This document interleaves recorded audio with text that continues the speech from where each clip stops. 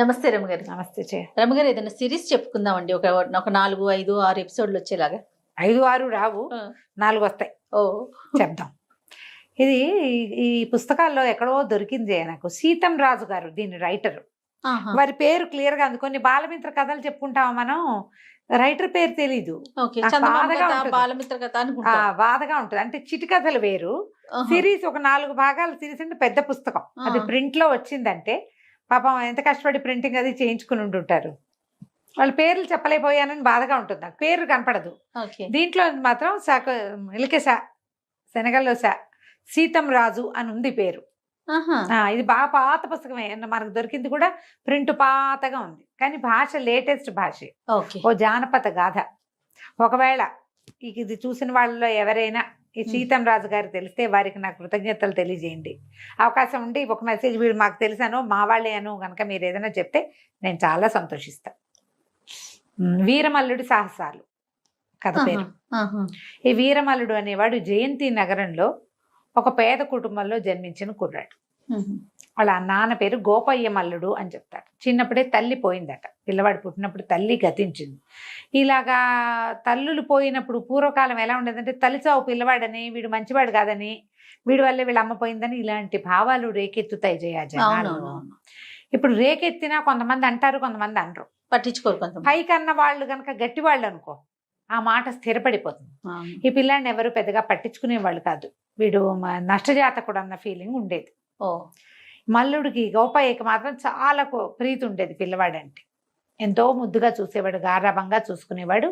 అతి గారాభం ఎక్కువ అయ్యేసరికల్లా పిల్లలు లొంగరు. వీటికి మాట వినడు, ఆటకాయితనం, పరమ సాహసం, ఎక్కేయటం, దూకేయటం, విసిరేయటం అవి ఎక్కువ. చుట్టాల్లో పక్కాల్లో ఎవరితోటి స్నేహ సంబంధాలు లేవు. బడికి ఎవరింటికైనా వెళితే అల్లరి చేసేసేవాడు, ఏడిపిచ్చేసేయటం, వస్తువులు తీసేసేయటం. నదురు బెదురు లేదు, ఇంట్లో అదుపు లేదు. తల్లి ఉంటే ఏదైనా మంచి ముక్కలు చెప్పుకునేదేమో, ఈ చెప్పేవాళ్ళు కూడా లేరు. తండ్రి వాడు ఏం చేసినా ఆయన ఏమనేవాడు కాదు. వాడి కోరిక తీర్చడం, వాడు ఏదైనా కావాలంటే ఎట్లా కొట్లా ఆ కోరిక తీర్చేయాలని ఉండేది. ఇప్పుడు ఉన్నారు కదా అట్లాంటి వాళ్ళు. ఆయనకి పుత్ర ప్రేమతో కళ్ళు మూసుకుపోయినాయి. పిల్లాడు ఏదైనా బళ్ళో పంపిస్తే వాడు సరిగా చదవపోయినా దండించి వాడిని లైన్లో పెట్టే పందా ఆయన చెయ్యాల. అసలు ఏదో కట్టలు కొట్టుకుని తెచ్చుకునేవాడు, ఏదో చిన్న పని చేసుకుని తెచ్చిన డబ్బంతా కొడుకేదా అనే పోసేవాడు. ఇట్లా పెరిగి పెరిగి వాడికి 12, 14 సంవత్సరాలు వచ్చినాయి. 12 ఏళ్ళు వచ్చాక ఇక వీడు పాఠశాలకి పనికి రాడు అని తేలిపోయింది. స్కూల్లో ఒక్క ముక్క నేర్చుకునేవాడు కాదు. ఎంతసేపు అక్కడికి వెళ్ళా, ఇక్కడికి వెళ్ళా, ఆ గోడెక్క, ఈ గొట్టుకెక్క, ఎవరి తోటలోనా జామకాయలు కంటికి నద్రగా కనబడితే కోసేయ్య, అల్లరి, ఆటకాయితనం, పనికి సోమరితనం. అల్లరికి మాత్రం మంచి దుందుడుకు. ఈ దుడుకు స్వభావంతో పిల్లవాడు పెద్ద 12 ఏళ్ళు అయ్యాక పాఠశాల నుంచి తీసి పారేస్తారు వాడిని. వీడికి ఏం రాదు, మేము వీడికి పాఠం చెప్పమని. ఇక అట్లా అట్లా అట్లా కొంచెం 16 సంవత్సరాలు వచ్చాయి. అసలు ఇంటికే రావటల్లా. తండ్రికి వీడికి 12వ ఏట ఎప్పుడైతే బళ్ళో నుంచి తీసేశారో అప్పటి నుంచి ఆయనకి దిగులు మొదలైంది. అకాల వృద్ధాప్యం వచ్చేసింది మీదకి. కొడుకు చేతికి అందకుండా పోతున్నాడు అని. ఆ గురుగారి దగ్గర, ఈ గురుగారి దగ్గర బతిమలాడి అడిగినా ఏమీ లాభం లేదు. ఎవరు పెట్టుకునేవాళ్ళు కాదు. మీ వాడు అల్లరి, మా వల్ల కాదు, మిగిలిన వాళ్ళ చదువు పాడైపోతుంది. ఇతని మీద కొంచెం మర్యాద ఉన్నా ఆ గౌరవాన్ని ఆ కుర్రాడు ఉంచుకునేవాడు కాదు.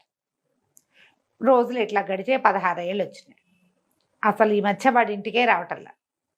ఆయన వాడు ఎక్కడెక్కడో తింటాడు, ఎక్కడెక్కడో తిరుగుతాడు, తోటల్లో దొడ్లలో పడి తిరుగుతాడు. ఏ స్నేహితుడితో ఎవరితోటో కాసేపు పడితే వాళ్ళతో ఒక ముద్ద తినేస్తాడు, ఇంకంతే. ఇంటికి కూడా రాకుండా అయిపోయాడు. డబ్బులు అవసరమైతే వస్తాడేమో, ఏదో తండ్రి దగ్గర ఏమైనా ఉంటే కాస్త తీసుకోవడం, వాటితో పాటు తినేవాడు వాటితోటి. ఆ ఊళ్ళలో పూటకుళ్ళ ఇల్లు ఉండేవి, సత్రాలు ఉండేవి. ఆ టైంకి వస్తే అల్లరివాడో దుండుకువాడో అన్నం పెట్టేసేవాళ్ళు. వాడికి ఇల్లు అవసరం ఏముంది, వచ్చేవాడు కాదు. ఈయనకి ఇక విసుగు పుట్టింది, ఎప్పటికీ పిల్లవాడు రావట్లేదని. ఇక వాడు ఎక్కడున్నాడో చూసి ఒకసారి కంటితో చూద్దాం అనిపించింది. మెల్లిగా కాళ్ళు ఈడ్చుకుంటూ లేచాడు. ఒక అర్రబుచ్చుకొని పోటేస్తూ బయటకు వచ్చాడు. వాకిలి తాళం వేసుకున్నాడు. సందు వీధి చివరికి దాకా నడిచేశారు గల కొడుకు ఎదురుపడ్డాడు. ఎదురుపడి ఈయన అన్నాడు, నాయన ఎంత వచ్చావురా, అసలు ఎంత అలమటించిపోతున్నాను, ఎన్ని రోజులైందో కంటితో చూశాను, నాన్నని చూడ్డానికి వచ్చావురా తండ్రి అని పిల్లవాడిని కావలిచ్చుకున్నాడు. అప్పుడు తెలిసింది వాడి ఒళ్ళంతా బురద, పిల్లాడు ఏదో గాభరాగా ఉన్నాడు. నాన్న నాన్న నన్ను ఎక్కడైనా దాచేయాలి, నువ్వు చాలా ప్రమాదం ముంచుకొచ్చేస్తోంది నాన్న, పద పద ఇంటికి వెళ్ళిపోదా అంటే ఆయనేమో కర్రపోటు వేస్తూ నడిచేవాడు. గబగబా ఏం నడుస్తాడు, కంగారు పడి ఏమన్నాడు, ఏం జరిగిందిరా నాయన, ఏం జరిగిందిరా అంటే నది ఒడ్డున ఆడుకుంటున్నాం, ఆ యువరాజు జగత్సింహుడు కూడా ఆటకొచ్చాడు, అందరం కలిసి ఆడుతున్నాం, అతను ఓడిపోతే బాగా గేలు చేశాను నేను, నీకు ఆట రాదు పాట రాదు అందరిలోకి వస్తావా, ఏముంది ఆ పిల్లల ఆటకాయకి మాటలు, గేలు చేస్తే అతను నన్ను తనడ మీదకి వచ్చాడు, అతన్ని నేను తోసేసారి నదిలో పడిపోగానే అంగరక్షకులు అవతల నుంచున్నారు, పిల్లాడు ఆడుకుంటాడు, అతను కూడా ఇదే 16-17 ఏళ్ళ వాడు. అంగరక్షకులు పరిగెత్తుకొచ్చి నన్ను పట్టేశారు నాన్న, పట్టుకున్నారు, జగత్సింహుడిని లేవదీశారు, నన్ను పట్టుకుని జైలు వైపుకి తీసుకుపోయారు, చెరసాల్లో పడేయటానికి తీసుకెళ్లారు. ఎలాగోలా తప్పించుకుని వచ్చేసాను, పదనాన్న నన్ను దాచిపెట్టి అన్నాడు. 4 అడుగులు వేసే లోపల రాజభట్లు వచ్చేసారు, గుర్రాలు వేసుకొచ్చేసారు, అక్కడి నుంచి పిల్లాన్ని పట్టుకుపోయారు. ఇతను అడిగాడు, గోపాయి మల్లుడు ఎందుకు వచ్చారు రాజభట్లు ఇటు రావడానికి కారణం ఏంటంటే, మీ వాడు చేసిన పని, ఎట్లా తప్పించుకొస్తావు నీ సంగతి చెప్తామని ఇతనికి చేతులకి సంకెళ్ళు వేసేసారు. ఈ వీరమల్లుడికి సంకెళ్ళు వేసేసారు. లాగుతుంటే తండ్రి అడ్డం పడిపోయాడు. కాదు బాబు కాస్త ఆలోచించండి, చిన్నపిల్లాడు అని చెప్పే లోపల వీళ్ళు ఏం చేశారు, కొరడాలతోటి దెబ్బలు కొట్టేశారు పెద్ద ఆయన్ని. అయ్యో, కొట్టేస్తే పడిపోయాడు,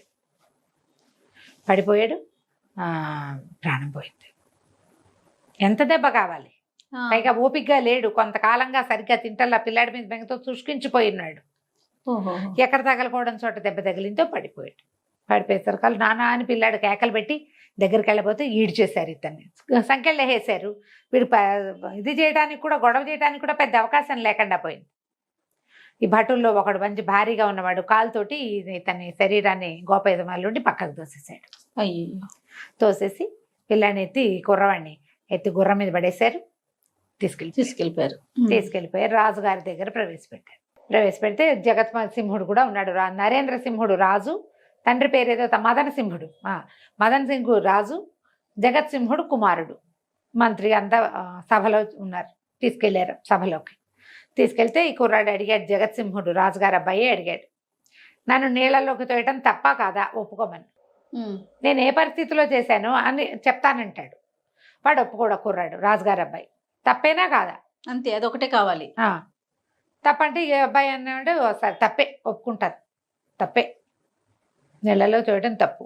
2 కుర్రాళ్ళు ఆడుకున్నప్పుడు ఒకళ్ళనొకళ్ళు తోసుకుంటారు, అది రాజుగారి అబ్బాయి అయితే ఏంటి, ఇంకో అబ్బాయి ఎంత, నీతో ఆట ఏం కుదురుతుంది మాకు, నువ్వు రాజుగారి అబ్బాయిని నేను అంటే ముట్టనట్టుగా ఎట్లా ఉంటారు, ఆటల్లో అలా ఉండదు కదా, స్పోర్ట్స్ మ్యాన్ స్పిరిట్ అంటారు, స్పోర్ట్స్ మ్యాన్కి ఒక స్పిరిట్ ఉండాలి, అది లేదు అక్కడ. నా తప్పేనన్నాడు. ఎలా తప్పించుకున్నావు అబ్బాయి అని అడిగితే రాజుగారు అడిగితే అబ్బాయి ఏం చెప్పాడంటే, నేను దొంగలకి నాతో పాటు చాలా మందిని అరెస్ట్ చేశారు, అందులో దొంగల ముఠా ఉంది, వాళ్ళకి రొట్టెలు తెచ్చాడు ఒక సైనికుడు, నేను ఇట పొరపాటు జరిగింది నా వల్ల అని చెప్తే ఒక సైనికుడు ఆ రొట్టెల బుట్టలో నన్ను బయటికి తీసుకొచ్చేసాడు, నేను తప్పించుకున్నాను అన్నాడు. అనేసరికి రాజుగారు అన్నాడు, ఎవరు ఆ సైనికుడు, అతని పేరు చెప్పంటే, అతని పేరు చెప్తే మీ పేరు చెప్పి మీకు అప్పచెప్తాను నేను, మీరు నిరంకుశ పాలన, మీరు పరమ నిరంకుశులు, అంత గట్టిగా చెప్పాడు, నిరంకుశులు మీరు, మీకు అప్పచెప్పను నేను అన్నాడు. అనేసరికి రాజు అన్నాడు, మా నిరంకుశత్వం నువ్వేం కనిపెట్టావు, నువ్వు ఇప్పుడేగా వచ్చావు, మేము నిరంకుశలమా, నువ్వు అలా అంటావా, అంత మాట అంటావా అని అడిగాడు. మరి నిరంకుశులు కాదా, నన్ను పట్టుకోవడానికి వచ్చారు, నా తండ్రి వృద్ధుడు కొరడా దెబ్బలు కొట్టి ఆయన మరణానికి కారణమయ్యారు, మీ వల్లే కదా మీ సైనికులు అట్లా చేస్తారు అనగానే రాజు ఆశ్చర్యపడి, ఏమిటి అట్లా జరిగిందా, మీ తండ్రి మరణించాడా అని ఆశ్చర్యపడింది. చిన్నపిల్లాడు, వీడికి తండ్రి చచ్చిపోవడం అంటే ఎంత బాధ, మరి పైగా వీడిని పట్టుకోవడానికి వచ్చి ఆయన చంపేయటం ఏంటి అనేసరికల్లా జగత్సింహుడు అన్నాడు, ఏం పర్వాలేదు, ముసలాడు అసలు బతికుండకూడదు, ఓ ముసలాడు చచ్చిపోతే వచ్చే నష్టమేం లేదనగానే రాజు నిర్ఘాంతపోయాడు, మంత్రి నిర్ఘాంతపోయాడు. మరి ఇద్దరు వృద్ధులే వాళ్ళు, ముసలాళ్ళు ఒక వయసు వచ్చాక బతికుండకూడదు, పోయాడు, నీ సంగతి చెప్పన్నాడు. అనేసరికల్లా రాజు అడిగాడు, సైనికుడిని గుర్తుపడతావా అని. వీళ్ళిద్దరు నిర్ఘాంతపోయి ఆహాహా, ఒక నిమిషం అయ్యాక తేరుకుని, యువరాజు ఎంత తెలివిగా మాట్లాడతాడు అన్నారు. పైకి మంత్రికి నాకు నొప్పిగానే ఉంది, రాజుకి నొప్పిగానే ఉంది. అంతేగా. అనేసరికల్లా గుర్తుపడతావా నువ్వు అన్నారు. ఓ సైనికుడిని గుర్తుపడతావా అంటే నా సంఖ్యలు వదిలేయండి, పేరు నాకు కూడా తెలియదు, నేను నడిచి వెళ్తే గుర్తుపడతా అంటే సరే ఒప్పుకున్నారు. ఒప్పుకొని సంఖ్యలు తీయించారు. ఈ రాజుగారి దగ్గర నుంచి కుర్రాడు ఇట్లా నడవడం మొదలుపెట్టాడు. ముందుకి నడుస్తూ ఉంటే ఆ సైనికుడు అడిగిపోయాడు. అతను గుర్తుపెట్టేశాడు కుర్రాడిని, తప్పించాడు కదా చిన్నపిల్లాడు, పాపం అని తప్పించాడు. అక్కడ జరిగింది ఏం లేదు, వీడిని చంపేస్తారు వృధాగా అని ఆయన కళ్ళల్లో భయం కనపడింది. అతనికి ఒడ్డున ఒక కైజారు ఉందిట. ఈ కుర్రాడు ఏం చేశాడు, అక్కడ దాకా నడిచి వీరమల్లుడు అతని బొడ్లోంచి కైజారు లాగి రయ్యమని వెనక్కి తిరిగి రాజుగారి మీదకి విసిరేశాడు. సభంతా హాహాకారాలు చేసే లోపల రాజుగారి జబలో గుచ్చుకుంది అది. అంత దూరానికి అంత చచ్చిపోయింద దెబ్బ తగలదు, కానీ వాడు సాహసం. మరి రాజుని సభలో పెద్ద పెద్ద కేకలు పెట్టారు, అవురా అవురా వీడిని బంధించండి, చంపేయండి, అదేంటి ఇదేంటి ఆడామని అరిచారు. అరిచేసరికల్లా కుర్రాడు అన్నాడు, ఎందుకు వృద్ధులు బతికుండకూడదు, మీ నాన్న వృద్ధుడేగా, నువ్వేగా చెప్పావు, ఇప్పుడు వృద్ధులు బతికుండకూడదని చెప్పావు కదా, ఒక వృద్ధుడు ఆ వృద్ధుడు పోయాడు, ఈ వృద్ధుడు కూడా పోతాడు అనేసరికల్లా మంత్రి గారు ఎవరో కేకలేశారు, అబ్బాయి నువ్వు సంభాళించుకో, అట్లా చేయక మాట్లాడకూడదు, యువరాజు చెప్పిందే కదా చేశాను. అక్కడి నుంచి పరిగెత్తుకుంటూ ఆ రాజవైద్యుడిని కేకేసుకొచ్చారు. ఈ కుర్రాడు జగత్సింహుడు పరిగెత్తుకుంటూ వెళ్ళి ఆ కత్తి గుచ్చుకుని ఇట్లా రాసుకుపోయింది, బాగా నాటి పదునుగా వెళ్ళలా, తగిలింది, కానీ నెత్తురు గారుతుంటే పరిగెత్తుకుంటూ తండ్రి భుజం మీద చేయి పెట్టి గట్టిగా అదిం పెట్టుకున్నాడు. క్షమించండి నాన్నగారు, నేను మాట్లాడిన మాట వల్ల మీకు ఇలా జరిగింది అంటే నేను అన్నాడు, ఏమిటి నీ ఉద్దేశం అని అడిగాడు. మీరన్న మాటే, ఒక నెత్తురు చొక్కొస్తే ఇంత కష్టం కలిగింది కదా, నా తండ్రి వృద్ధుడిని చంపేశారు వృధాగా, ఒట్టి పుణ్యానికి 4 వాక్యాలు చెప్పి విచారణకి తీసుకెళ్తామంటే సరిపోయేది, దుఃఖించేవాడంతే, చచ్చిపోయేవాడు కాదు కదా. ఆయన రాజు మెల్లిగా లోపల నుంచి తొలగ తీసుకుని నిన్ను వదిలిపెట్టేస్తాను, యువరాజు జగత్సింహుడికి అంగరక్షకుడుగా ఉండు, నువ్వు నీకు ఇంత సాహసం ఉంది అనేసరికి తెల్లబోయాడు పిల్లాడు. మీరు ఉండమంటే ఉంటానన్నాడు. జగత్సింహుడు ఒప్పుకోలే, వీడికి విద్యాగంధం లేదు, చదువు లేదు, సంధ్య లేదు, పైగా నాతోటి ఇంత ఒట్లాటకు దిగినవాడు, వాడి నాన్న చావుకి నేనే కారణం అని నమ్ముతున్నవాడు నాకు అంగరక్షకుడుగా ఉంటే ఎట్లా నమ్ముతాం దాన్ని, వద్దన్నాడు. నాకు కుదరదన్నాడు. కుదరదంటే రాజు అన్నాడు, నీకు కుదరకపోతే ఈ కుర్రాడిని నేను పంపించేస్తా, నువ్వు ఉంచుకోవద్దు, అబ్బాయి చదువుకో, నీకు గుర్రం, ఓ కత్తి, 1000 వరహాలు ఇప్పిస్తాను. ఇంతలో రాజవైద్యులు వచ్చారు రాజుగారి కట్టుకట్టడానికి. ఈ కాస్త దానికి వైద్యుడు ఎందుకు, రాసుకుపోయింది అంతేనన్నాడు, కానీ కట్టుకట్టారు. మంత్రికి యువరాజుకి సుతరాము ఇష్టం లేదు కుర్రాన్ని పంపటం, వాడిని ఇక్కడే ఉంచి చిన్న శిక్ష అయినా వేయాలని మంత్రి గారికి, కాదు వాడిని జైల్లోనే పడేయాలని కొడుక్కి ఉన్నది. కానీ ఇక రాజు మాట కాదని లేకపోయాడు. పైగా సభలో రాజుగారు లేచి వచ్చి కుర్రాడి భుజాలు తట్టాడు, పరమ సాహసివి నువ్వు, దీనికి సరైన రుజుమార్గం ఉండాలి, ఎక్కడైనా చదువుకో, నీకు విద్యాగంధం ఉండాలి, మాట్లాడగలవు, ధైర్యం ఉంది నీకు, సభాపిరికివి కాదు, చదువుకుంటే ఇవన్నీ ఈ లక్షణాలన్నీ నీకు మంచి వాసికి ఎక్కుతాయి నాయన, మంచి గుణగణాలు పెరుగుతాయి నీకు, చదువుకో అని చెప్పి రాజుగారి ఆజ్ఞ చొప్పున ఓ గుర్రం, ఓ కత్తి, ఒక 1000 వరహాలు ఇచ్చాడు. వీరమల్లుడికి ఓ గుర్రం, ఓ కత్తి, ఓ 1000 నాణేలు ఇచ్చాడు, వరహాలు ఇచ్చి పంపించాడు. ఇవి పుచ్చుకున్న బయలుదేరాడు. వెళ్తూ ఉంటే ఒక దొంగల గుంపు ఆ పక్క నుంచి వెళ్తున్నారు. వీడిని అటకాయించారు.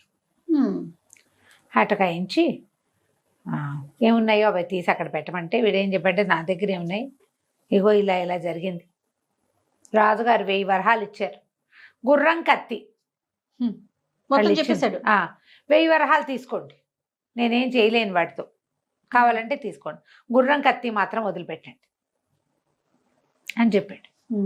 వాళ్ళు కూడా చిన్న పిల్లాడు, వాటి దగ్గర ఏముంటుంది, ఉన్నది ఇచ్చేస్తానన్నాడు. ఇంకేముంది, బట్టలు మట్టి కట్టుకుపోయి, మొహం మాసిపోయి, కళ్ళ నీళ్ళ చారికలు మొహం నిండా ఏడ్చి మొత్తుకుంటున్నాడు నాన్న చచ్చిపోయాడని.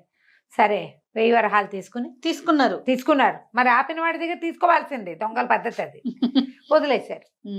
ఆ గుర్రం ఎక్కి, వాడికి ఏం పెద్ద స్వారీ రాదు, పాడు రాదు, ఒక మాదిరిగా వచ్చు. కాకపోతే వాడు ఏంటంటే క్విక్గా నేర్చుకునే పిల్లాడు, చదువు మీద శ్రద్ధ పెట్టక రాలా వాడికి. పిల్లలు బైకులు నేర్చేసుకోరు ఫ్రెండ్స్ దగ్గర, వాళ్ళ ఇళ్లలో బైకులు ఉండక్కర్ల, గుర్రపు సవారీ ఇలాగా, అలాగే వీడికి కూడా వచ్చు కొంత. గుర్రం తోలుకుంటూ మెల్లిగా వచ్చి తండ్రి తనకు ఎక్కడ కనపడ్డాడో, ఎక్కడ తండ్రి మరణించాడో అక్కడికి వెతుక్కున్నాడు. వాళ్ళు సైనికులు పక్కకు తోశారు కదా, ఒక పొద పక్కకి పడి ఉన్నాడు తండ్రి. బోరమని ఏడిచాడు నాన్నని చూసి. పిల్లాడు ఏడుస్తూ ఉంటే కొంచెం కంచీకటి పడుతోంది, ఇంకా రాత్రి అవల, సాయంకాలం అయింది.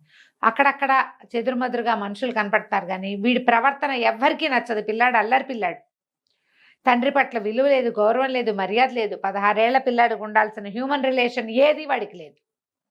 ఎవ్వరు వాడి దగ్గరికి రాలే. ప్రథమోడు అంటుకుంటే అంటుకుపోతారు, అంతే కదా, ఇంకా అంతేగా.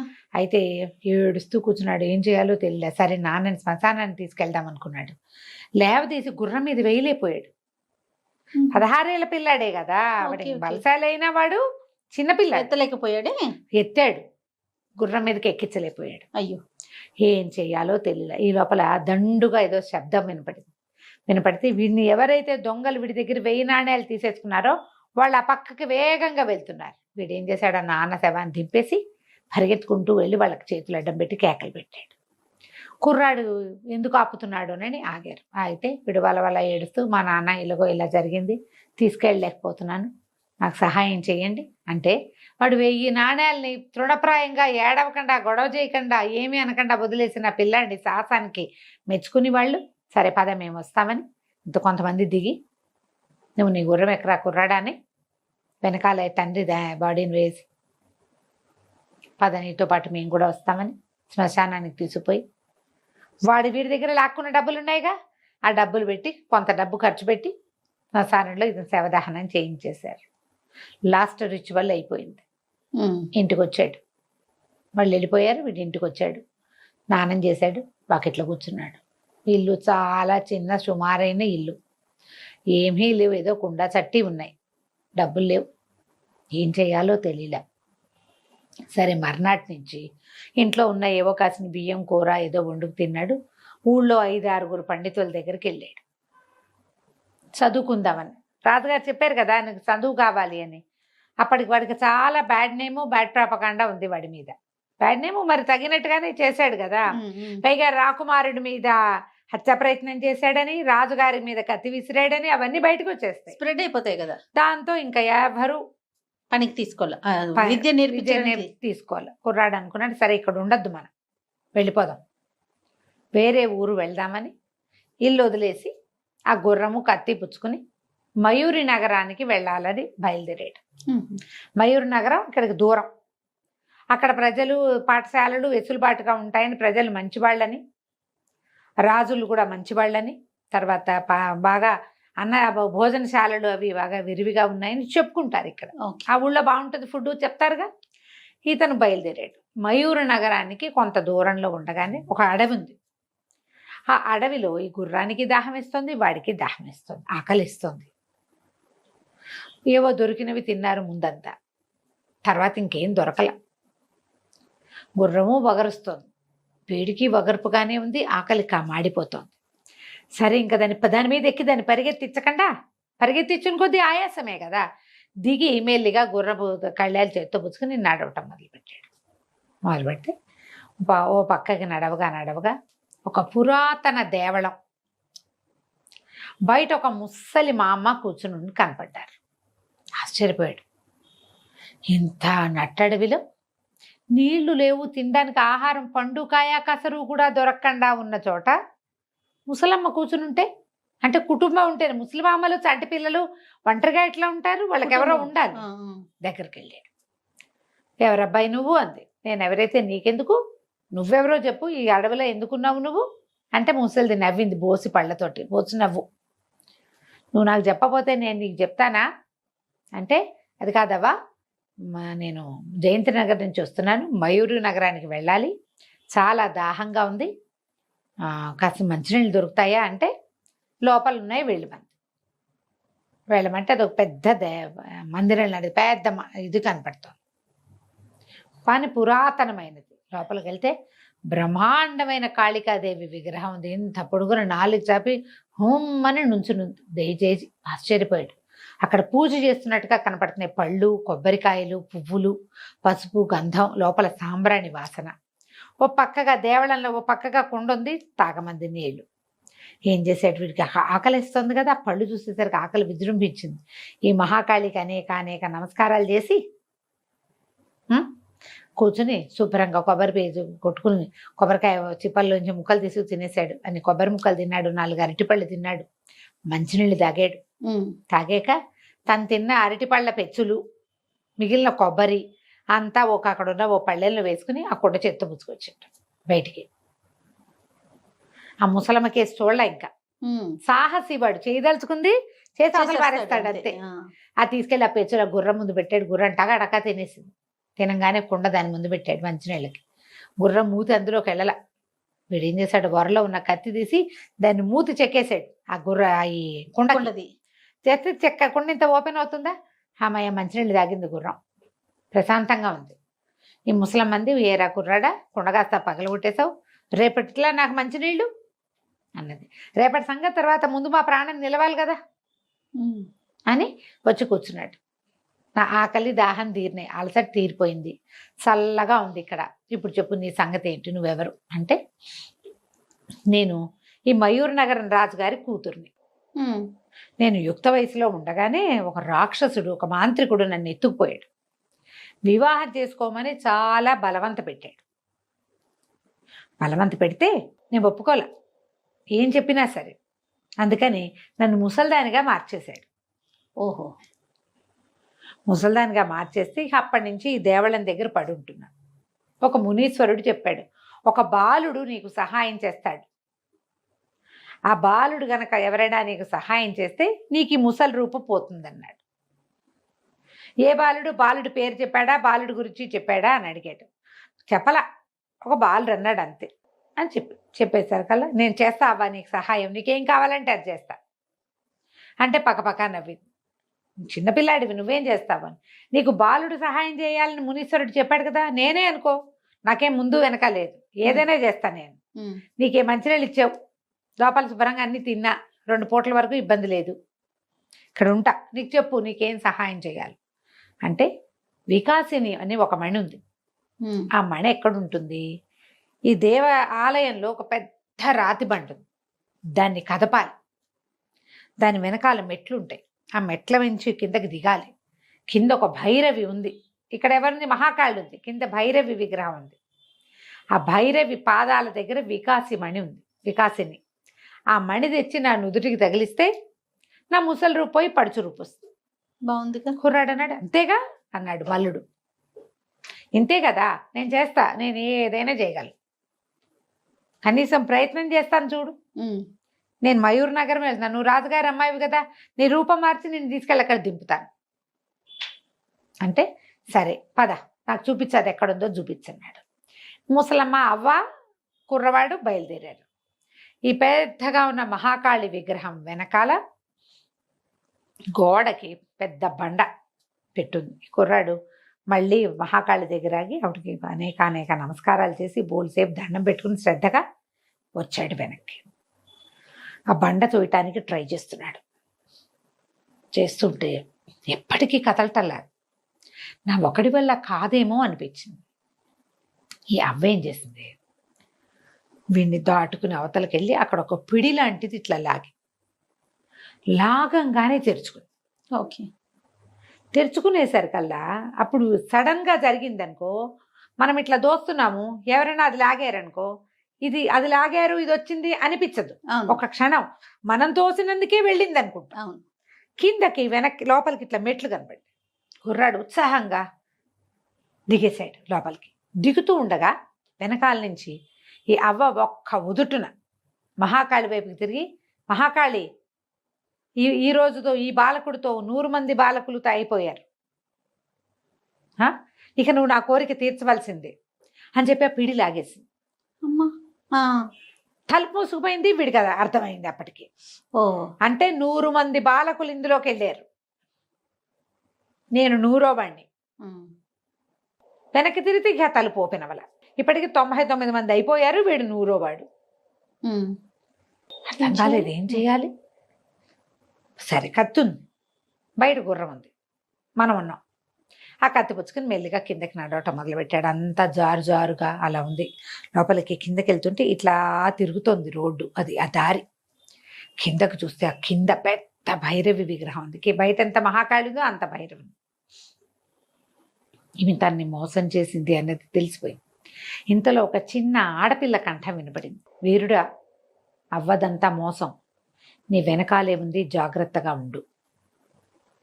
అది ఇట్లా మలుపులాగా తిరిగి వెళ్తుంది. ఈ మలుపు దగ్గర వీడు జాగ్రత్తగా వెనక్కి తిరిగి చూస్తే ఈ గోడ దగ్గర నుంచి ఆ అవ్వ ఇంకో పక్క నుంచి వస్తున్నది కనపడుతోంది. అర్థమైంది. అమ్మ వస్తోంది. ఎవరిదో ఆడగొంతు మాత్రం హెచ్చరించింది, చిన్న పిల్ల గొంతు, ఒక ఆడపిల్ల. సరే ముందుకు నడిచాడు. అవ్వ ఏం చెప్పింది, పాదాల దగ్గర వికాసిని మణి ఉంది, తీసుకురావాలి. అక్కడ దాకా వెళ్ళాడు. భైరవి బ్రహ్మాండంగా ఉంది విగ్రహం, ధగ ధగ ధగలాడిపోతోంది. కిందంతా దీపాలు దివ్యలు బోల్డన్ ఉన్నాయి. మామూలుగా వచ్చిన వాళ్ళకి ఏమి తెలుస్తుంది, కిందకి వెళ్ళిపోయి అక్కడ ఏమీ లేదు వెళ్ళి ఇది చేయటం. 2-3 భీకరాకారాలు మీదకి వచ్చినాయి. వీడేం చేశాడు, జై మహాకాళి అని కత్తిపెట్టి కొట్టేశాడు. వాడు భయపడలా. మామూలుగా భయపడి మొహానికి చేతులు అడ్డం పెట్టుకుంటే దొరికేస్తారు. అవును, వాళ్ళే తీసుకెళ్ళి వీడిని ఆ భైరవ విగ్రహం దగ్గర పడేసేవాడు. వీడికి భయం లేదు, తెంపర్తనం. కత్తి పెట్టి ఏడాపెడా కొట్టేశాడు. పైగా వాడటం వచ్చిన వాడి వాడకం వేరు, వాడకం రాని వాడి పిచ్చవాడకం ఇంకో రకంగా ఉంటుంది. ఎడాపెడా దూసేసాడు, పద్ధతి ప్రకారం కాదు, ఎక్కడ తగిలిందో కూడా చూసుకోకుండా కొట్టేశాడు అనమాట. ఆ 2 భీకరాకారాలు కీచు కీచుమని శబ్దాలు చేస్తూ పారిపోయింది. పిరికితనమే వాళ్ళ ఆయుధం, అవతల వాడి భయమే వాళ్ళ బలం, అంతే. ఈ అవ్వ ఆశ్చర్యమే, ఊరిని పిట్టలా ఉన్నాడు చిన్నపిల్లాడు, వీడు బాగానే కొట్టాడే అనుకుంది. వీడు వెళ్ళి భైరవికి ఎదురుగుండా నుంచున్నాడు. పాదాల దగ్గర ఏం కనిపించట్లా, వెతకాలి అనమాట. సరే చూస్తున్నాడు వెనక నుంచి అవ్వ ఎంత దూరం వచ్చింది అని. తను ఇటు ఉంగితే ఆ ఒక్క గంతులో ఇటు వచ్చేయగలదు, కనపడుతోంది. సరే పక్కకే చూసుకుంటూ ఆ జేజి ముందు భైరవి ఎదురుగుండా వెళ్ళి ఇట్లా మోకాళ్ళ మీద ఊని వంగాడు. ఓకే, వెతకడానికైనా నమస్కారం చేయటానికైనా వంగాలిగా, మోకాళ్ళ మీదకి వెళ్ళాలి, దగ్గర కూర్చుని వెతకాలి కదా. వంగేసరికల్లా ఆ పక్కన ఒక గొడ్డలు ఉంది. ఈ అవ్వ రూపంలో ఉన్న ఆ రాక్షసుడు, ఒక రాక్షసుడు అనమాట వాడు. ఒకటే ఒక్క దూకులో వచ్చి ఆ గొడ్డలు తీసి ఈ కుర్రాన్ని నరికిపోయింది. వీడు చూసుకుంటున్నాడు, చూసుకోకుండా ముందుకే చూస్తే తెలియదు. అవునవును, ఎప్పుడు దూకుతుందా అని చూస్తున్నాడు. గొడ్డల మీద కూడా వాడి దృష్టి పడింది. వాడేం చేశాడు, పక్కకు దొర్లేసాడు. ఓకే, ఆ వేటు పడే టైంకి ఇది అవతలకి వెళ్ళిపోయి ఈ వేటు ఈ గొడ్డలి నేలలో దిగిపోయి పుర్ర రైమని లేచి నుంచున్నాడు. వాడు చెట్లెక్కి గోళ్ళెక్కి గొటికలెక్కి అలవాటు ఉన్నవాడు, మామూలు పిల్లాడు కాదు కదా, తుంటది వాడు. అమితలాఘవంగా ఉంది వాడు ఒళ్ళు. పక్కకు తొల్లేసాడు, నేలలో గొడ్డలు ఇరుక్కుపోయింది. ఈ అవ్వ ఈ గొడ్డలు పైకి పెనుగులాడుతుంటే కుర్రాడేం చేశాడు, ఆహా మీకేనా ముసల్దానివి, నీకేంటి తెలివితేటలుంటే కుర్రాడిని నాకెంత ఉండాలని ఈ రాక్షసుల్ని కొట్టాడు. కత్తి తీసి పెట్టమని ఒక దెబ్బ కొట్టేశాడు. ఒకటే దెబ్బ కొట్టేసరికల్లా పక్కకు పడిపోయింది అవ్వ. పడిపోగానే వీడు ఏం చేశాడు, ఆ నేలలో ఉన్న గొడ్డల్ని ఆ ముసలి రూపంలో ఉన్నవాడు లాగలేకపోయాడు, కానీ వీడు ఒక్క దెబ్బతో లాగేసి ఆ అవ్వ తల కాస్త నరికేశాడు. మేము తెత్తున రక్తధారలు. ఆ రక్తం ఎప్పుడైతే వచ్చిందో భైరవి ప్రత్యక్షమైపోయింది. చూడ్డానికి ఇంత భయంకరమైన రూపం ఉంది, కానీ ప్రత్యక్షమైనప్పుడు ఆమె సౌందర్య రాశిలాగా. సభాష్ మల్లు, చాలా మంచి పని చేసావు. వీడు ప్రచండు అనే రాక్షసుడు 100 మంది బాలకులని ఇది చేస్తానని బలిస్తేనే ఈ వికాసిని అనే మణి కోసం ఇంత ప్రయత్నం చేశాడు. 99 మంది అయిపోయారు, నువ్వు 100వ వాడివి. వాడికి దక్కవలసిన వికాసిని మణిని నీకు దక్కిస్తున్నాను, ఇదిగో అని మణి చేతిలో పెట్టింది. ఈ మణిని తదేకంగా చూసి నీ మనసులో నువ్వు ఏది కోరుకుంటే అది అవుతుంది. ఇల్లు వాకిళ్ళు డబ్బు దశకం మనుషులు దీంతో రాంది లేదు. దాంతో పాటుగా మొండెము తల ఉంటే వాళ్ళని ప్రాణాలు కూడా రక్షిస్తుంది. ఓహో, బాగుందిగా. బతికిస్తుంది ఈ మణి అని ఆ మణి చేతిలో పెడితే వీడు సంతోషించాడు, చాలా సంతోషపడ్డాడు. అక్కడి నుంచి ఏం చేశాడు, ఆ మణి తీసుకున్నాడు. ఆ భైరవి దగ్గర అంతా మళ్ళీ అప్పుడంతా నెత్తురుగా అయింది కదా, ఆవిడ మళ్ళీ మాయమైపోయింది. వీడు ఏం చేశాడు, ఆ ముసల్దాని మెడ తెరిగిపోయిందిగా, నరికేసిన మరుక్షణం రాక్షసుడు బయటపడ్డాడు. ఒక పెద్ద మొండెం ఇంత తల, ఆ తల మండెం ఒక దగ్గరగా పెట్టి దాన్ని బతికించమని కోరుకున్నాడు. రాక్షసుడు లేచి కూర్చుంటే, ఈ మణి కోసం ఇంత ప్రయత్నం చేసావు, అమ్మ ప్రత్యక్షమై నాకు ఇచ్చింది, నీ దారి నువ్వు పో, దీని జోలికి రావద్దు, నిన్ను బతికిస్తున్నాను నేనని చెప్పి బతికించి వదిలేసాడు. అప్పుడు ఇతనికి గుర్తొచ్చింది, ఏదో స్త్రీ స్వరం వినపడింది. ఎవరు అని వెతకడం మొదలుపెట్టాడు. ఎవరు ఇందాక నాతో మాట్లాడింది, అవ సంగతి చూసుకోమని చెప్పింది ఎవరంటే, ఆ గుహకి ఒక పక్క భాగం నుంచి చిన్న పిల్ల, ఒక 12 ఏళ్ల పిల్ల 13 ఏళ్ళు ఉంటే బయటకు వచ్చింది. ఎవరు నువ్వు అన్నాడు. నేను పేరు మర్చిపోయాను, ఏదో పేరు కథ అంతా గుర్తుంది, పేరు మర్చిపోయింది. చూసావా, అయిపోయింది, ఇదే లాస్ట్ చెప్పాడు. ఇప్పుడే ఫినిష్ చేయాలిగా, ఎక్కడున్నామో అక్కడ ఒక గుహలో ఒక పక్క భాగం నుంచి, అది చిన్న దీనిలాగా ఉంది, లోపలికి ముడతలాగా ఉందన్నమాట. అందులోంచి ఒక చిన్నది, ఒక 12-13 ఏళ్ళ అమ్మాయి బయటకు వచ్చింది. ఈ అమ్మాయి ఎవరు, ఇక్కడ ఎందుకుంది, వీరమల్లు సాహసాలు. ఇతను కిందున్న త్రిపుర భైరవి మందిరంలో అవ్వని చంపేశాడు. వాడు ఒక రాక్షసుడు అయ్యాడు, రాక్షసుడిని బతికిచ్చాడు కూడా. ఆ అమ్మాయిని అడిగాడు, ఎవరు ఏమిటి, ఒక పిల్ల కనిపించింది, ఒక 12-13 సంవత్సరాల వయసు ఉంటే, ఎవరు నువ్వు ఇక్కడికి ఎట్లా వచ్చావు అని అడిగితే, ఆ అమ్మాయి ఏం చెప్పిందంటే, ఈ అడవికి అవతలున్న ఒక పల్లెటూరు మాది, నేను మా అన్నయ్య పుట్టాక మా అమ్మ చనిపోయింది, మా నాన్న 2వ పెళ్లి చేసుకున్నాడు, ఆవిడ చాలా బాధలు పెట్టేది, మా అన్నయ్య నేను ఇంకా ఈ అడవి అవతల మా అమ్మమ్మ గారి ఇల్లుంది, వెళ్దామని బయలుదేరాము. అడవి మధ్యలో మాకు ముసలి మా అమ్మ కనపడింది. అయితే మా అన్నయ్య కూడా నీకు చెప్పిన కథే చెప్పింది, నేను రాజకుమార్తెనని, నా మాంత్రికుడు చెరలో ఉన్నానని, ఆ వికాసిని మణి చేస్తే నాకు ఇది శాప విమోచనం అవుతుందని చెప్తే, మా అన్నయ్య నన్ను అక్కడ వదిలిపెట్టి లోపలికి వచ్చాడు. నేను వాళ్ళ వెనకాలే వెళ్ళాను, అడవిలో బయట ఒకదాన్యం ఉండలేక. ఈ అవ్వ ఎప్పుడైతే ఆ తలుపేసేసిద్దో నాకు అప్పుడే తెలిసిపోయింది మా అన్నయ్యని చంపేయబోతోంది అని. నేను అవ్వని అనుసరించి లోపలికి వచ్చేసాను. అది తలుపు తీసుకొచ్చిందిగా, మళ్ళీ లోపలికి వచ్చింది కదా అవ్వ, ఆమె వెనకాల వచ్చాను కానీ నేను చిన్నపిల్లని అవటంతో నేనేమి చేయలేకపోయాను, మా అన్నయ్యని చంపేసింది అని ఏడ్చింది పిల్ల. చాలా కాలమైంది, నేను ఇక్కడే ఉండిపోయాను, బయటకు వచ్చే మార్గం తెలియలేదు, ఏం లేదు, లోపలే ఆహారం దొరుకుతుంది, లోపల చాలా పెద్ద ప్లేస్ అది, నేను ఇక్కడే ఉన్నాను అప్పటి నుంచి ఏడుస్తూ ఏం చేయలేక అని చెప్పేసరికల్లా ఈ అబ్బాయి అన్నాడు, అయ్యో మీ అన్నయ్య శరీరం ఉండుంటుంది కదా, తల మొండెం గుర్తుపడతావా, నేను అతన్ని బతికిస్తానంట, పిల్ల ఏడ్చింది, ఎంతకాలమో అయిపోయింది, ఎప్పుడో నశించిపోయింది శరీరం అని చాలా దుఃఖపడింది. సరే, ఇతను ఏం చేశాడు, మళ్ళీ ఆ వికాసిని మణిని పట్టుకుని ఆ త్రిపుర భైరవి దగ్గరికి వెళ్ళి అమ్మవారిని ప్రార్థిస్తే మళ్ళీ ప్రత్యక్షమైంది. ఏం కావాలి నాయన, అమ్మ నాకు పండితుడిని కావాలి, నేను పాండిత్యం కావాలి, పాండిత్యం లేక చదువు లేక నేను పారిపోయి నా ప్రాంతం నుంచి బయటకు వచ్చేసాను. ఒక పండితుడి దగ్గర చదువుకునేందుకు కూడా వీడికి ఏం అవకాశం లేదు, ఎవరి దగ్గర వీడిని చేర్చుకోవాలి, వీడు అల్లరి చిల్లరి వాడని.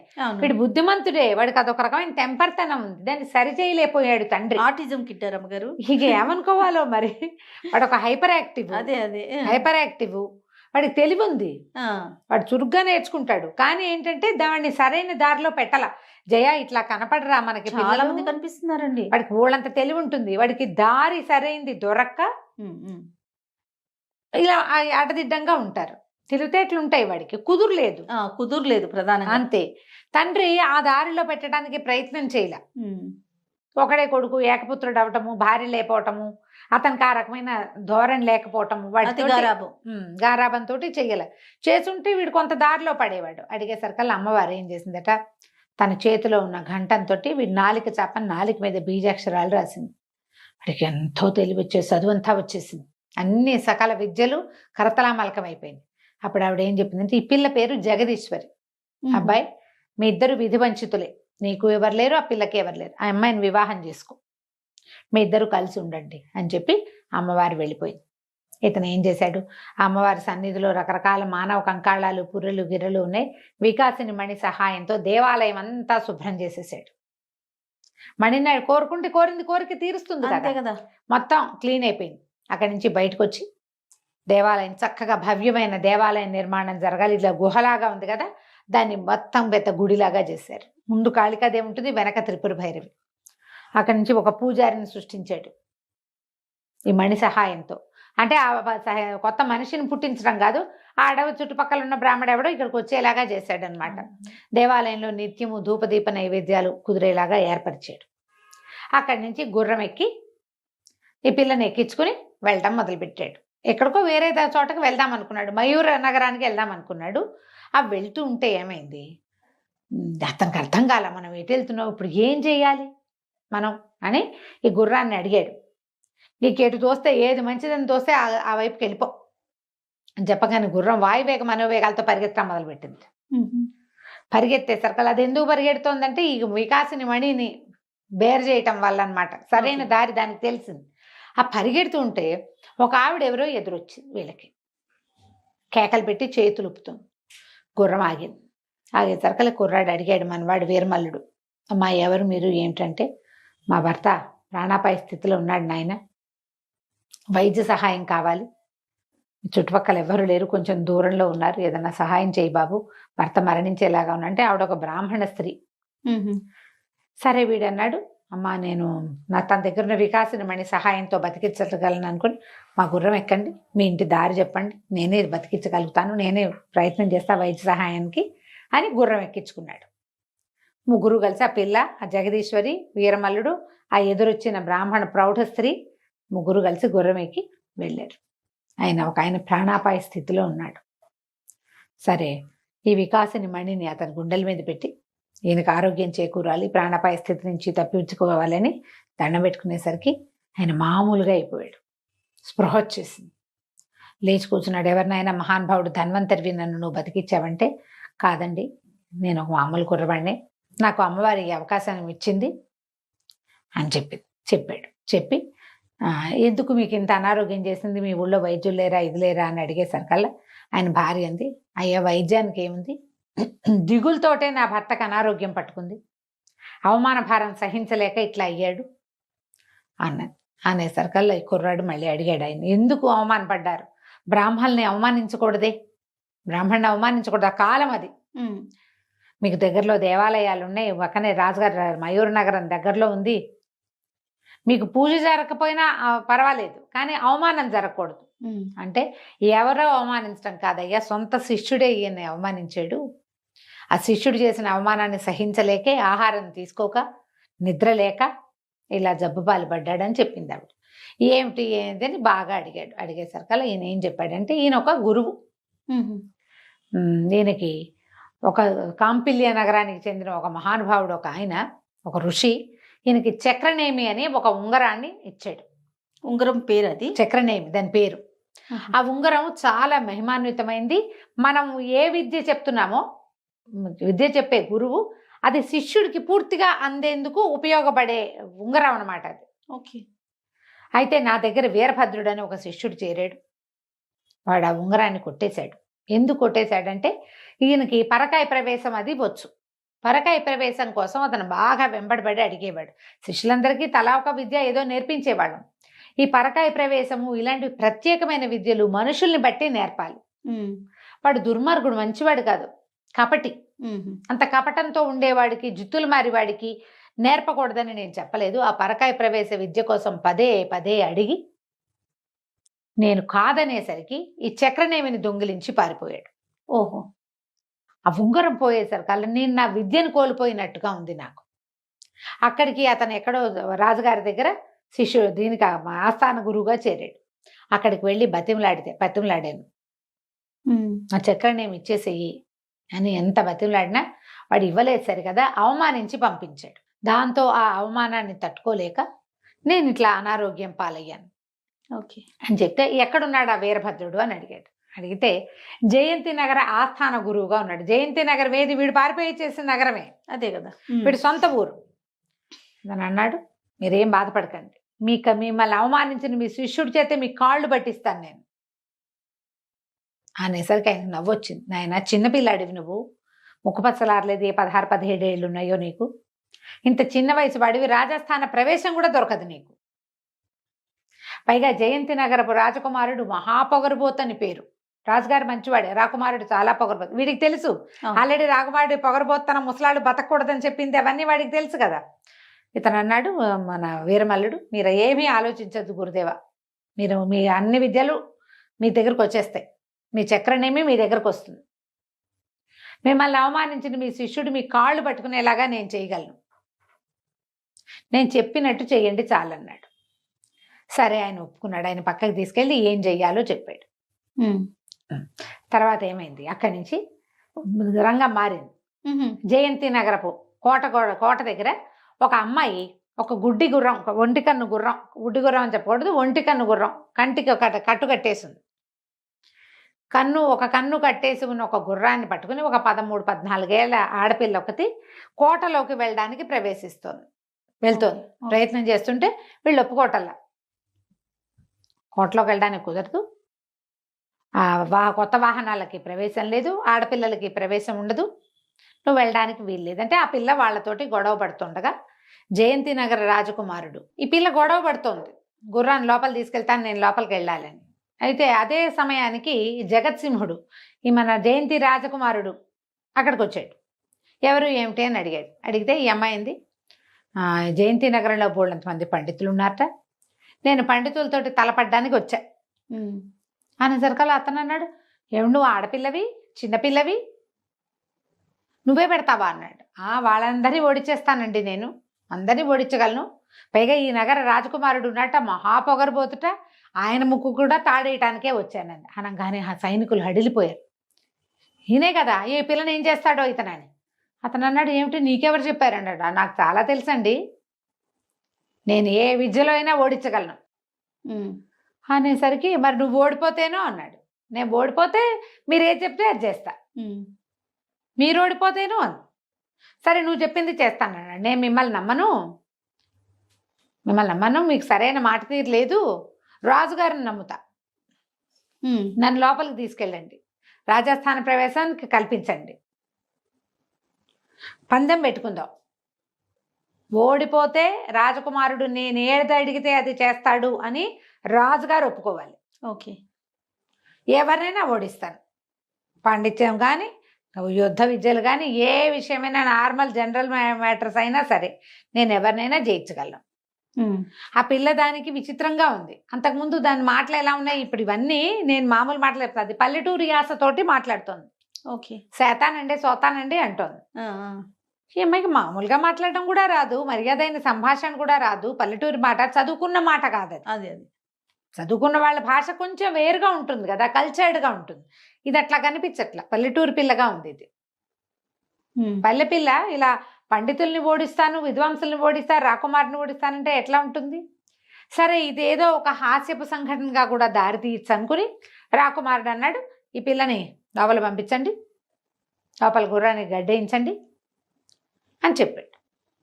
లోపలికి వెళ్ళింది. సాయంకాలం వేళ మర్నాడు పొద్దున కోట లోపల పెద్ద సభ తీరిస్తే సభలోకి గుర్రంతో సహా వచ్చింది అమ్మాయి. చిన్నపిల్ల, 13 ఏళ్ళది.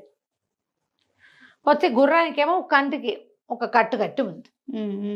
రాజుగారు ఎదురుగుండా నిలబెట్టారు. జగత్సింహుడు నవ్వుతూ చెప్పాడు, నిన్న సాయంత్రం ఈ అమ్మాయిని లోపలికి ప్రవేశపెట్టాం, ఈ అమ్మాయి పండితుల్ని ఓడిస్తానంటుంది, ఎవరినైనా ఓడిస్తానంటుంది, దీని సంగతి ఏంటో కనుక్కోండి అనేసరికల్లా పిల్లంది, నేను ఎవరినైనా ఓడించగలను, ఏ విషయమైనా నాకు లెక్కే లేదు, కాకపోతే మహారాజు గారు మాట ఇవ్వాలి. ఎందుకంటే యువరాజు అయితే మాట మీద నిలబడ్డు, అసలు అతనికి మాటే కుదురలేదు అంటోంది ఓపెన్గా, కుదిరే లేదు, ధైర్యవంతురాలు. కానీ రాజు ఏది చెప్పినా సరే చేస్తాడు ఖచ్చితంగా, అందుకని మహాప్రభు మీరేదంటే అది అనేసరికల్లా రాజుకి ఉత్సాహం వచ్చింది. చిన్నపిల్ల సాహసం ఏమిటి, ఏం ధైర్యంతో ఈ మాట చెప్తోంది, అదేమిటో చూద్దాం అనుకున్నారు. ఏం చేసిందో ఆ చిన్నపిల్ల ఈ రాజధానిలో, ఇక్కడ రాజసభలో మనం చూద్దాం మళ్ళీ వచ్చే భాగంలో. ఒక అమ్మాయి ఒంటికంటి గుర్రాన్ని తీసుకుని రాజసభలోకి వెళ్ళింది. రాజుగారిని ఏమడిగింది, మీరు నేను అడిగిన దానికి రాకుమారుడు ఓకే అంటాడా అని అడిగింది. రాజుగారికి మంత్రి గారికి కూడా మంచి సరదా వచ్చింది. చిన్నపిల్ల ఇంత ఛాలెంజ్ చేస్తుంటే, సరే నువ్వు ఏ విషయంలో పోటీ చేయదలుచుకున్నావో చెప్పు అంటే, మరి నేను అడిగిన షరతుకు ఒప్పుకుంటారా? నేను ఏది అడిగితే అది రాకుమారుడు, లేదా ఏది అడిగితే అది మీరు చెయ్యాలి.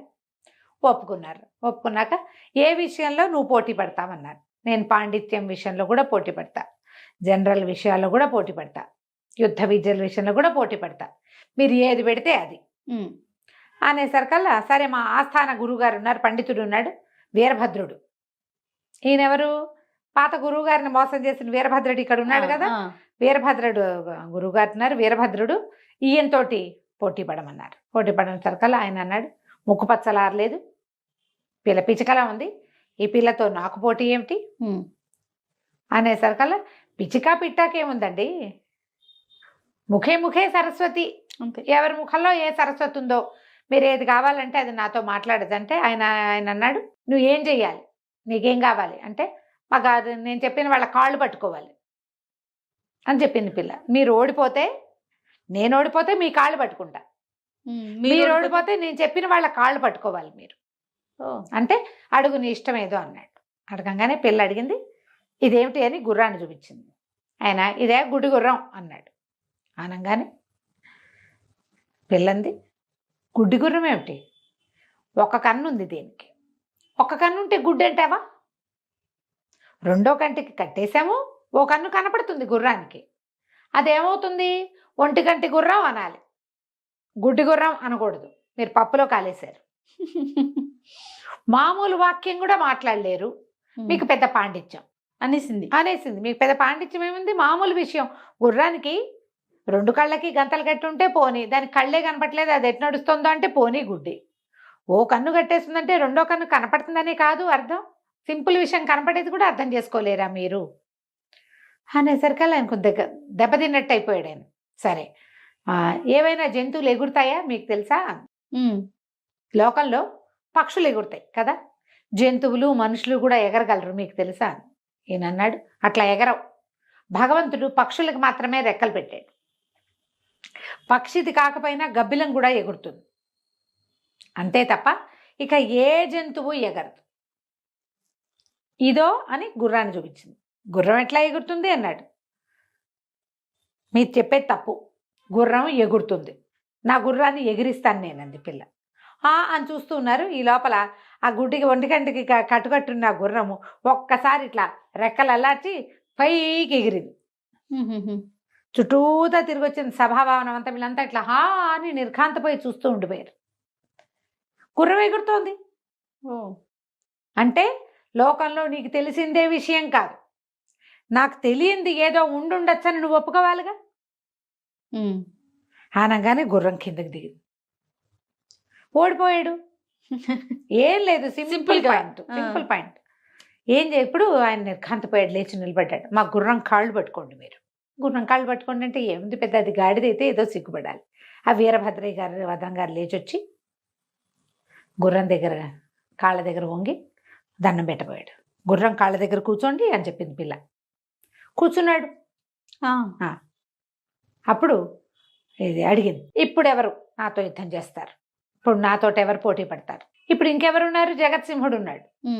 ఆయన బోళ్ళంత కత్తి కటార్లు అవి ఇవి నేర్చుకున్నాడు. ఇంతకుముందు ఆ కుర్రాడిని వీరమల్లుని నీకు అంగరక్షకుడుగా పెడతాను తండ్రి అంటే, నాకు బోళ్ళంత సాహసిని, నేను బోళ్ళని యుద్ధాలు వచ్చు, యుద్ధ విద్యలు వచ్చు, నాకు వీడికేమొచ్చు, శాస్త్రం లేదు, వీడి పాడు లేదు అన్నాడు కదా.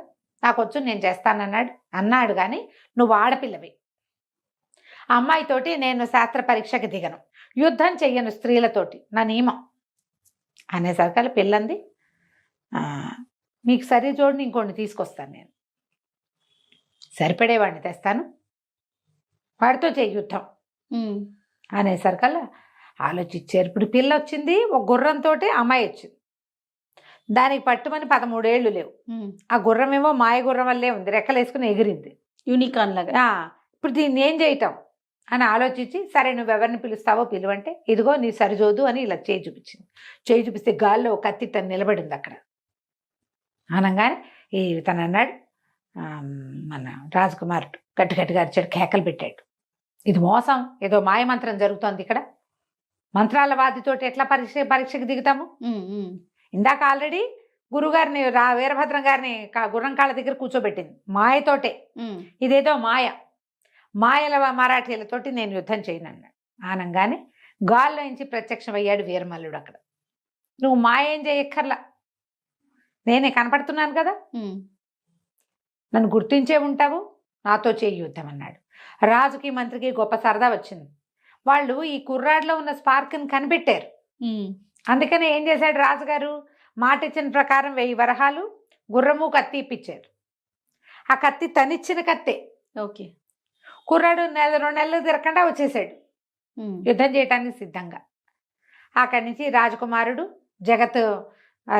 ఏమంటారు జగత్సింహుడు, రాజకుమారుడు ఆయన జగత్సింహుడు, వీరమల్లు ఇద్దరు యుద్ధం చేయటం మొదలుపెట్టారు. కత్తి యుద్ధం 2 నిమిషాల్లో రాకుమారుడి చేతిలో కత్తి కాస్త కింద పడిపోయింది కత్తి. పడిపోగానే ఇప్పుడు ఏమయ్యాడు రాజకుమారుడు, పాదాక్రాంతుడైపోవాలి.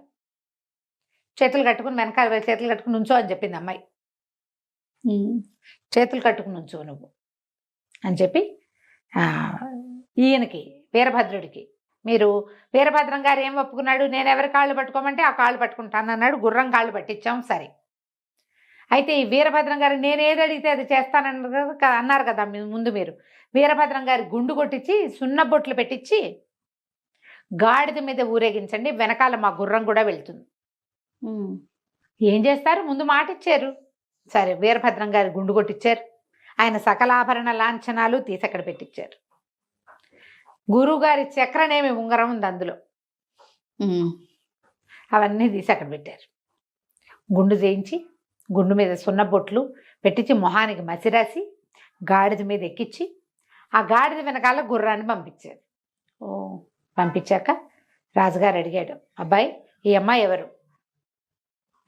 ఈ 1 గంట గుర్రం ఎక్కడిది, నీకు ఇంత విద్య ఎట్లా వచ్చింది అనగానే ఆ కుర్రాడు చెప్పాడు, నాకు ఒక మణి సహాయం దొరికింది. నేను నా అత్యంత సాహసంతో అమ్మవారిని త్రిపుర భైరవిని ప్రసన్నం చేసుకున్నాను. ఆమె నాకు అన్ని విద్యలు ఇచ్చింది, అన్ని విద్యలు వచ్చినాయి, అందుకని కత్తి విద్య కూడా వచ్చేసింది. ఇప్పుడు వీరభద్రుడు అనే ఆయన మేము ఆశ్రయించిన ఒక గురువు గారి పురాతన శిష్యుడు. గురువుని మోసం చేసి ఆయన యొక్క విద్యా రహస్యమైన చక్రనేమి అంగుళీకాన్ని కాజేశాడు. గురువు ఇక్కడికి వచ్చి అంగుళీకం ఇచ్చేసేయి అని అడిగినా కూడా గురువుని అవమానించాడు. అందుకని మా గురువే ఆ గుర్రం రూపంలో వచ్చిన ఆయన, అది మీరిచ్చిన గుర్రం కాదు. ఆయన పక్కదోవ పట్టించడానికే దానికి ఒక కన్ను కట్టేశాం. పక్కదోవ పడతారు ఎవరైనా, అంతేగా. చివరికి వీరభద్రం గారు తన గురువుతో పాటే పక్కనే వెళ్తూ గాడిద మీద ఎక్కి ఊరేగాడు. ఆయన తన అవమానానికి తగిన శాస్తి చేశాం. నేను ఈ విద్యలన్నీ నేర్చుకున్నాను అని చెప్తే రాజుకు మంచి సంతోషం వచ్చింది. ఎందుకంటే ఈ కుర్రాడిలో స్పార్క్ కనిపెట్టాం, కానీ వీడి దగ్గర ఒక టెంపర్తనం ఉంది. ఈ రాజకుమార్తె ఈ పిల్ల ఏమంది, జగదీశ్వరి, 13 ఏళ్ల వయసు ఉన్న పిల్ల ఈ పిల్లే జగదీశ్వరి ఏమంది, రాజకుమారుడు ఓడిపోయాడు కాబట్టి ఈ రాజ్యం మా వాడికి ఇవ్వాలి, ఓకే, గెలిచిన వాడికి ఇవ్వాలి కదా అనగానే రాజు లేచి నిలబడ్డాడు. కానీ వీడు ఒప్పుకోలే. వీరమల్లి వద్దు వద్దు, నాకు రాజ్యం అక్కర్లేదు, నన్ను ఆ రోజు అవమానించారు. ఆటల్లో ఒక పిల్లవాడు 2వ వాడిని తోసేస్తే వాడికి ఇంత కఠినమైన శిక్ష విధించక్కర్లా, వాడి తండ్రి మరణానికి కారణం కావక్కర్లా, వాడి తండ్రి మరణాన్ని అపహాస్యం చేయక్కర్లా, వృద్ధులు బతికుండకూడదనేటువంటి ఒక వాక్యాన్ని అనక్కర్లేదు. అవన్నీ అన్నందుకు నేను సభలో రాకుమారుని ఓడించదలుచుకున్నా, అంతేగాని నేను రాజకుమారుడి కంటే ఎక్కువని కాదు. అతను తన పద్ధతి మార్చుకుంటే నేను అంగరక్షకుడుగా ఉండటానికి సిద్ధంగా ఉన్నాను. నా దగ్గరున్న విద్యలతో ఈ రాజ్యాన్ని రక్షిస్తాను. నేను విద్యకి వినయం కావాలి. వీడికి ఒరిజినల్గా వినయశీలి కాదు అతను. కానీ ఎప్పుడైతే గురువు గారి దగ్గరికి వెళ్ళాడో, ఆ గురువు అనారోగ్యంతో ఉన్న గురువు దగ్గర మాట్లాడిన మాటలతోటి అతను తెలుసుకున్నాడు, నాకు ఏదైనా విద్య వస్తే వచ్చని రెచ్చిపోకూడదు, అది శాస్తి జరుగుతుంది ఏదో ఒక రోజు. అది విద్య కలిగిన వాడు ఎంతలో ఉండాలో అంతలో ఉండి తీరాలి. నా అంతవాడు లేడంటే నిన్ను మించిన వాడు తాడింది అనేవాడు ఉంటే ఇంకొకడు వస్తాడు వాడు తలకాయ తన్నేవాడు. అందుకని నేను వినయాన్ని అవలంబిస్తాను. రాజకుమారుడు తన తప్పు ఒప్పుకుంటే చాలు, ఇంకేం అక్కర్లేదు నాకు అన్నాడు. అనగానే ఆ జగత్సింహుడు కబుక్కను ముందుకొచ్చి వీరమల్లు చేతులు పుచ్చుకున్నాడు. బాల్య చాపల్యం నీకెంతుందో నాకు కూడా అంతే ఉంది. చాపల్యంతో తర్వాత నా తండ్రి రాజు నేను రాకుమారిని అన్న అహంకారంతో నేను నీ పట్ల సరిగ్గా ప్రవర్తించలేదు, నా ప్రవర్తన మార్చుకుంటాను, ఈ పాఠం చాలు నాకు, నువ్వు మన రాజ్యంలోనే ఉండు, నాకు అంగరక్షకుడుగానే ఉండు, ఎప్పటికీ నువ్వు నాతోటే ఉండు అని బాగా ప్రేమగా అడిగాడు. అడగంగానే ఒప్పుకున్నారు. సభకులందరూ చప్పట్లు కొట్టారు. రాజకుమారుడు అంతవాడు దిగి ఇంకొద్ది రోజుల్లో రాజు కాబోయేవాడు, తనంతట తను నన్ను క్షమించు అని సభలో చెప్పినందుకు అందరూ సంతోషించారు. ఎంత వినయశీలయ్యాడు కదా. ఒక మంచి వాసన వచ్చే వస్తువుని సాధారణ వస్తువు పక్కన పెడితే ఆ వస్తువు కూడా వాసన పట్టుకుంటుంది. వినయము, మంచితనము, స్నేహము, ప్రేమ పక్క వాళ్ళని మారుస్తాయి. అలాంటి వాళ్ళని మనతో ఉంచుకోవాలి ఎప్పుడు కూడా. రాజు ఎంతో సంతోషించి ఈ పిల్ల పేరు కనుక్కుని, జగదీశ్వరి పేరు, మీకు ఇద్దరికి ఏమిటి, ఎక్కడి నుంచి తీసుకొచ్చావు ఏంటి అన్నీ అడిగి, ఈ మొత్తం ఈ అమ్మాయిని అమ్మవారు వివాహం చేసుకోమందని తెలిసి వీళ్ళిద్దరికీ వివాహం చేసి ఆ స్థానంలోనే అట్టు పెట్టుకున్నాడు. దీంతో వీరమల్లుడి సాహసం కథ పూర్తయింది. కథ కంచికి మనం ఇంటికి. చాలా చాలా బాగుంది రమ్మగారు. నమస్తే. నమస్తే.